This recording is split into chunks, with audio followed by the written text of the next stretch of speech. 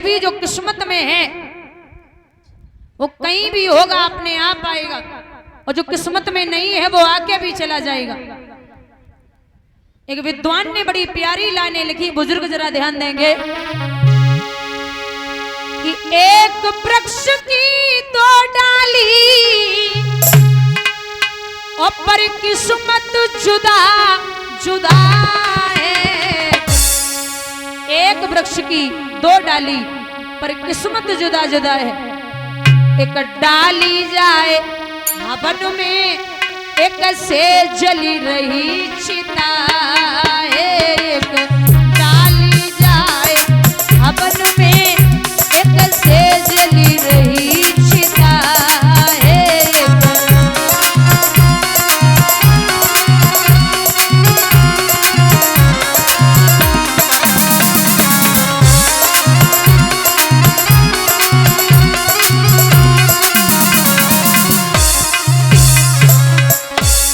एक वृक्ष की दो डाली पर किस्मत जुदा जुदा है। एक डाली जाए हवन में, एक से जल रही चिता है। किस्मत की बात है। एक पत्थर के दो टुकड़े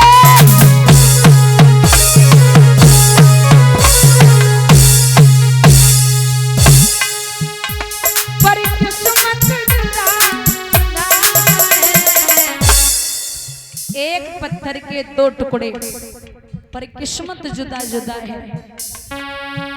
एक बन शंकर जी पूजते, एक सीढ़ी पर लगा है।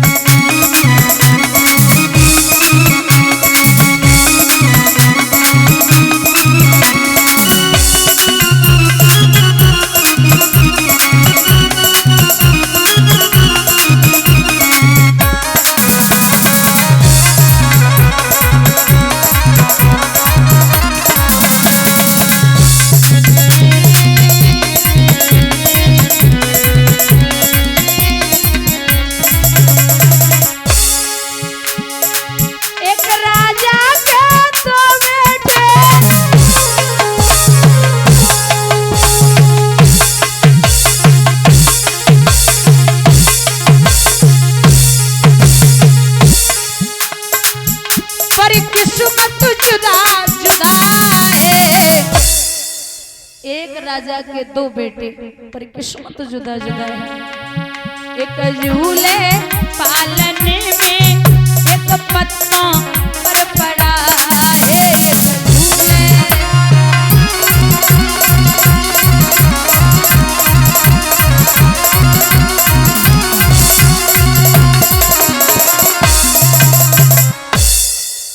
एक किस्मत की बात है।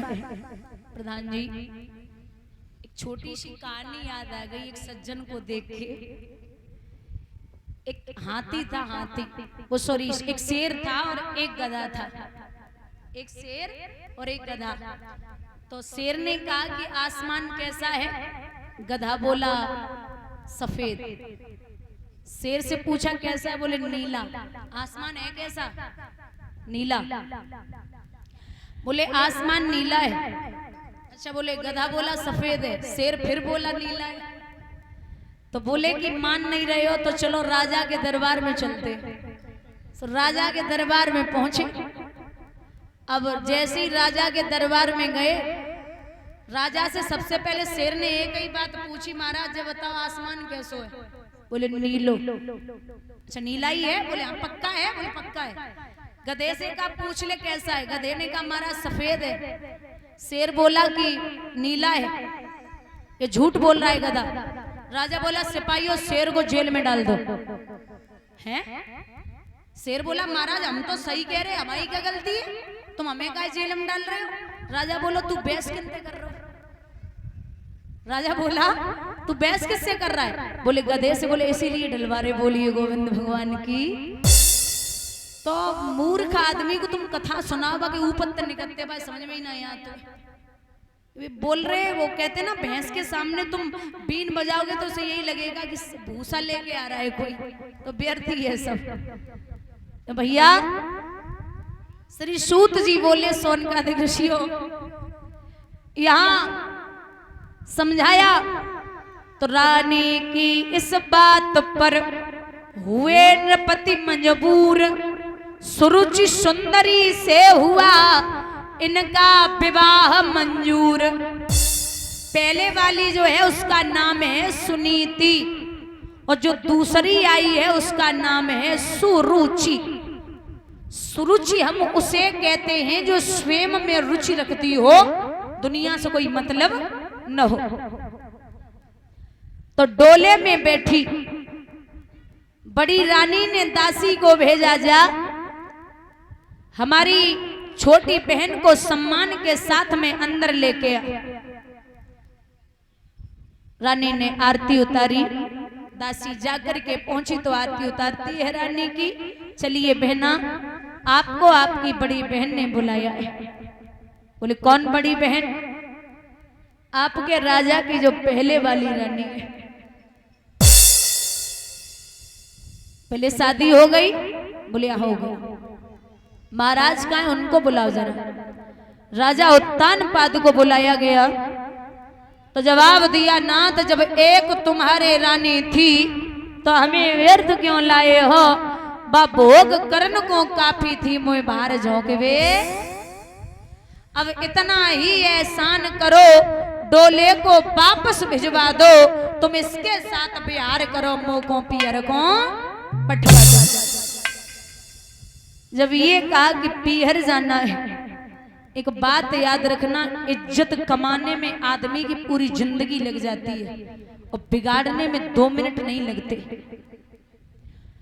एक विश्वास पे शादी कराई तो विश्वास एक ऐसा शब्द है जिसे लिखने में सेकंड लगता है, पढ़ने में मिनट लगता है, लेकिन साबित करने में पूरी जिंदगी लग जाती है। अब खुद रानी पहुंची, चरण बंदन किया, चलिए बहना आप अंदर चलो। राजा उत्तानपाद पीठ फेर के रो रहे थे। मैया सुनीति ने सौत के पैर छोड़े, राजा उत्तानपाद के पैर पकड़ के बोली, श्रीमन आप क्यों रो रहे? रोने के लिए तो मैं ही काफी हूं। आपने पूरी रात समझाया था लेकिन मैंने आपकी एक भी बात नहीं मानी। महाराज माफ करो, अब ये जैसे जाएगी वैसे मैं लेके जाऊंगी, आप व्यर्थ ना रोएं। सुनीति ने कहा, बहना हमारी कोख में पत्थर पड़ गए, एक बेटा को नहीं पैदा कर पाई, तू अंदर चल। तेरे जो बालक पैदा होगा मैं उसे खिलाऊंगी, भोजन कराऊंगी, तेरे लिए पानी भर के लाऊंगी, खूब सेवा करूंगी। तो मैया सुनीति के सुरुचि ने पेट में एक लात मारी और जवाब दिया, बूढ़ी बिल्ली के भक्तन बन करके चिड़िया घर में रहना चाहती है? मैं तुझे बच्चा दूंगी, मेरे बच्चे को मार देगी, मेरे पति को जहर दे देगी, मैं नहीं रख सकती।